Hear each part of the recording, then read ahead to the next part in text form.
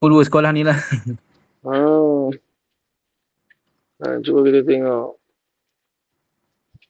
Cuba buka ni, resource name ni. Tepi.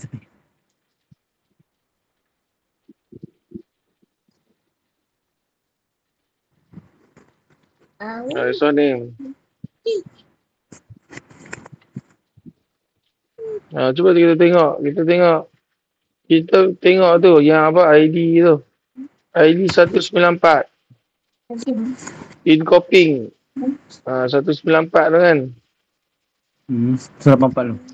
19 Tepi. 194. 194. Copy, okey. Copy ni kan tengok. Dia pakai apa? Okay, steel worker. Steel worker tu dia, okay, dia tak naik. Cuba kau tengok. Dia ada steel worker saja kan.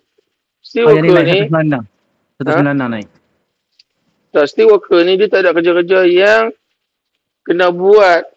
So tu concurrent lah kan. Concurrent rally dia tak ada tu. Concurrent rally. Dia hanya tumbuh pada tu lah kan. Jadi memang dia tak jadi over allocated lah. Tu macam aku cakap tu. Macam engineer ke supervisor ke mungkin dia tak ada apa-apa implikasi kan. Ni banyakkan yang kerja worker tu lah. Mana barbender tu semua carpenter kan. Yang tu lah. Kebanyakan ni. Buruh secara langsung ni lah. Yang kita kena ambil berat kan. Nak tahu dia punya resource management ni tu betul tak betul. Cuba kau reschedule tengok, double click tengok dekat tu.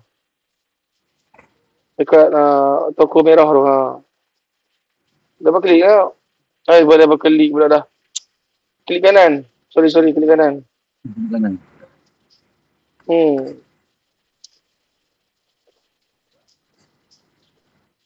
Cuba kau tengok lah reschedule ke, fit ke. Kalau reschedule tu mungkin dia akan berubah lah. Dia akan cari satu tarikh untuk elok. Dia tolong kita susun. Cuba buat. Reschedule tengok. Dia akan jadi macam mana. Dia mungkin akan pergi, dia akan jadi lewat lah. Dia akan lewatkan kerja tu. Dia akan elapse. Time kerja tersebut lah. Yang asal 3 hari bulan 9. Kalau kita reschedule. Jadi 11 bulan 9. Ada sebab ciri-ciri dia tu. Mungkin dia clash. Dengan atas. Atas ada tak? Kerja berkaitan. Kerja window ke komplain. Cuba buka predecessor. Dia link dengan mana? Dia bukan berkaitan dengan link juga. Dia berkaitan tentang resource allocate tu. Kita locate dia dekat mana kan. Maksud aku tu kita assign resource tu di mana. Dia link dengan 194. Dia link dengan Kopin juga ni. Tapi reinforcement. Sekarang ni reinforcement tu merah tak?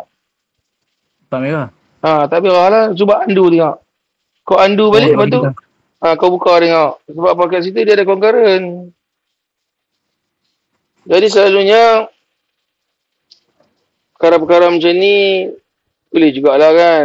Dia punya solution dia tu